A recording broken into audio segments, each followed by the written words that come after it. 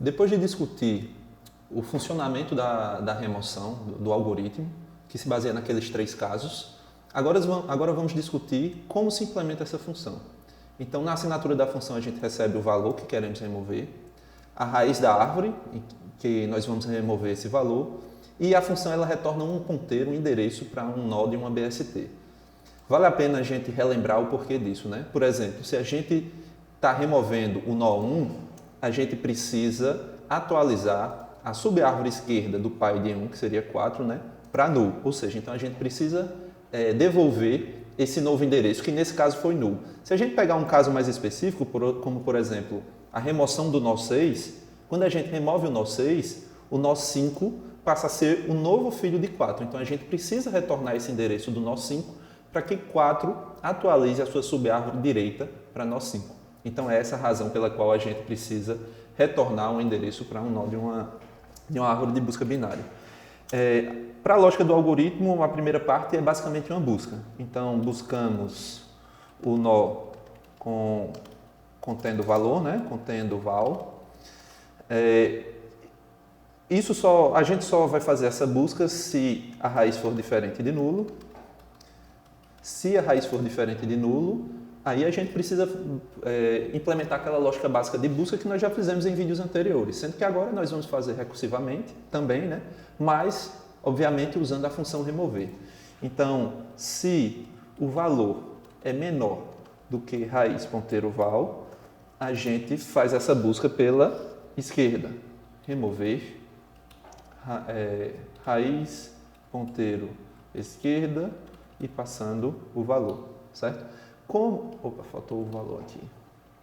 Como a função remover ela retorna a nova raiz, então a gente precisa reatribuir, a gente precisa atualizar o endereço de raiz ponteiro esquerda para o endereço que for retornado por essa função, certo? Se for o contrário, então se o valor for maior do que a raiz, o valor que está na raiz, a gente busca pela direita. Se não, é porque nós encontramos o nó contendo val, certo? Se não está nem pela esquerda nem pela direita, é porque a gente encontrou. Aqui eu vou só deixar mais enxuto esse código. Bem, aí no else a gente explora os casos, né? Então vamos para cá. O primeiro caso, o caso mais simples, é o nó folha, ou seja, o nó que não tem filhos. Então a gente precisa fazer uma verificação. A gente precisa verificar se a raiz, a subárvore esquerda é nula e se a subárvore direita também é nula. Se isso acontecer, é porque a gente chegou no caso 1. Quando nós chegamos no caso 1, a gente navega até o nó, que nós já implementamos, a gente libera o nó da memória, faz isso com um free, então free raiz, e a gente precisa retornar o endereço do novo filho, certo? O endereço do novo filho é null, então a gente poderia, note que aqui, quando eu removo 1, por exemplo, eu preciso retornar o endereço do novo filho à esquerda de 4, que seria nulo, né? Deixando a árvore dessa forma, certo? Então a gente poderia simplesmente retornar null, ou a gente pode simplesmente atualizar a raiz para null e colocar esse retorno de raiz lá embaixo ao final da função. Return raiz. Bem, esse aqui é o caso 1, né?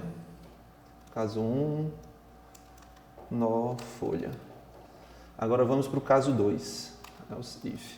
Então, para o caso 2, se os dois nós são nulos, a gente entra no caso 1, certo?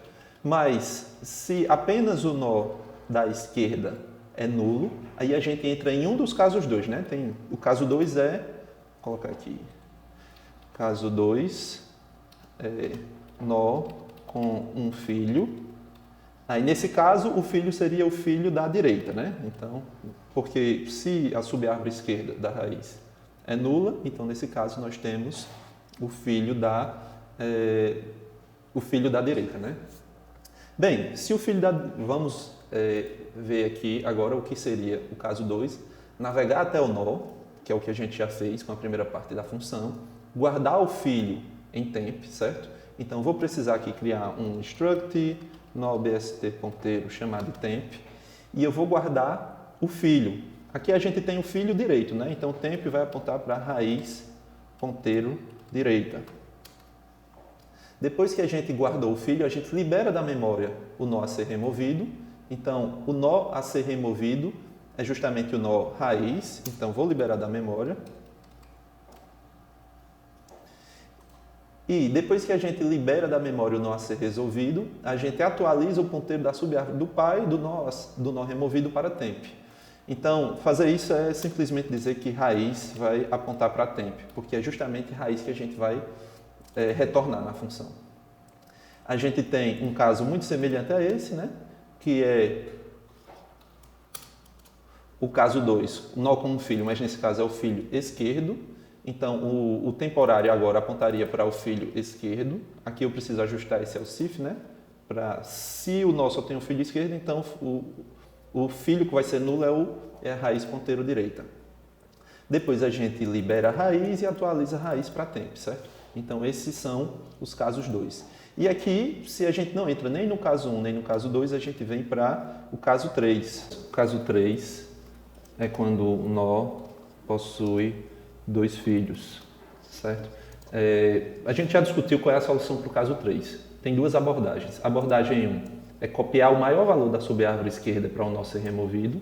Por exemplo, se eu quiser remover o nó 8, eu poderia copiar o maior valor para cá. Esse seria o 7, né? Copiaria para cá e removeria o maior valor da subárvore esquerda, ou seja, removeria o valor 7 daqui, certo? Mas eu também poderia seguir a abordagem 2. Na abordagem 2, eu copio o menor valor da subárvore direita, que seria o valor 9, coloco na raiz e depois removo o menor valor da subárvore direita, que retornaria em remover esse valor aqui, certo? Então, tanto faz a abordagem que você vai seguir. Se vai ser a abordagem 1 ou 2, tá? O resultado vai ser que você consegue remover, certo? Aqui eu vou implementar a abordagem 1, tá? Então, eu vou reutilizar a função de máximo e vou criar aqui maior valor da subárvore esquerda.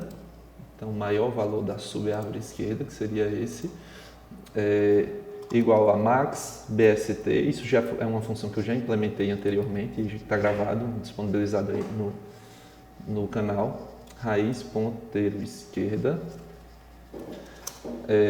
A gente atualiza o valor da raiz ponteiro val agora recebe maior valor, certo?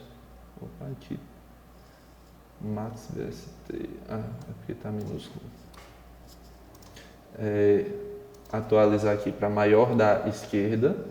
E por fim, a gente remove o maior valor da esquerda. Então, a gente chama a função remover, passando raiz ponteiro esc e passando o valor aqui maior esquerda.